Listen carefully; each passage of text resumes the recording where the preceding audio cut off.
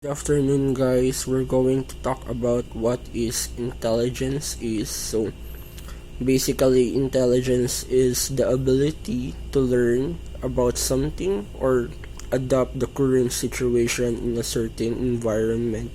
So there are famous persons who propose different kind of theories of intelligence in the field of psychology.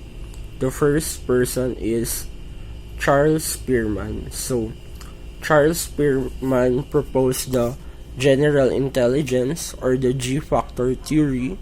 So, Charles Spearman uh, conduct an experiment and give a test to a certain population. The people are taking the test with the same kind of questionnaires on it, and he found out that there are people who is good in it and there are people who's bad in it.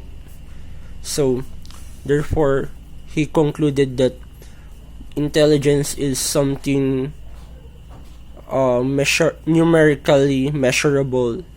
If you're bad at something, you cannot consider yourself as an intelligent person, but if you're good in it, you can consider yourself an intelligent person. The second one is Louis Thurston.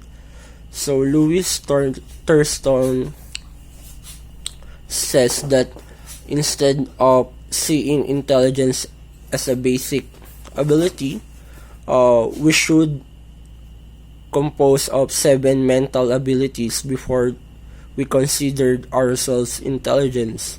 He says that if a single person cannot consist all of the 7 mental abilities he proposes, we cannot call ourselves intelligence. So that's the Louis Thurston mental abilities theories. And the third one is Howard Gardner. So the famous Howard Gardner, he proposes that the multiple intelligences. So we all know what is multiple intelligence is. So Howard Gardner that believes that there are several kinds of intelligences that a single human can have. So he says that if you're not good in something, maybe you are good something. That's why he proposed this multiple kinds of intelligence. And the fourth one is Robert Sternberg. He opposes the theory of multiple intelligence of Howard Gardner. He says that what Howard Gardner says is not really intelligence but talents. He says that the multiple intelligences are different talents of a certain person. So Robert Sternberg triarchic theory consists of 3 major categories: the analytical, the creativity, and the practical.